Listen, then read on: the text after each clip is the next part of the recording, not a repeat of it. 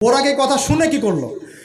বোরাক এই কথা শুনে ভাব তো চলে গেলই গেল, ও ঘামা শুরু করেছে, ঘামতে শুরু করেছে। অনেক সময় হয় না যে বড় কোনো ব্যক্তির সামনে গিয়ে মানে থরথর করে কাঁপা শুরু করেছে, ও ঘামা শুরু করেছে।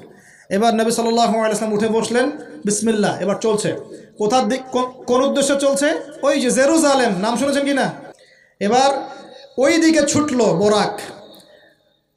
কিভাবে ছুটলো? নবীজি বলছেন সাল্লাল্লাহু আলাইহি ওয়াসাল্লাম, আমাদের চোখের সীমা যতদূর পর্যন্ত যায়, বোরাকের একটা পাই ততদূর পর্যন্ত যাচ্ছে। কখনো সূর্যাস্ত দেখেন নাই? কতদূর পর্যন্ত তাকানো যায়? ওই যে সূর্য ডুবছে অতদূর পর্যন্ত বোরাকের একটা পা চলে যাচ্ছে। নিঃসন্দেহে আলোর বেগের চেয়ে বেশি বেগে যাচ্ছে সে। যদি যারা ফিজিক্স পড়ছেন, এই যে অ্যাস্ট্রোনমি নিয়ে পড়াশোনা করছেন, আপনারা তো জানেন আলোর বেগের চাইতেও যদি দ্রুতগামী কোনো বাহন আবিষ্কার করা যায়, তাহলে সময়ের চেয়ে বেশি দূরে যাওয়া যাবে না? যাওয়া যাবে। বোরাকের গতি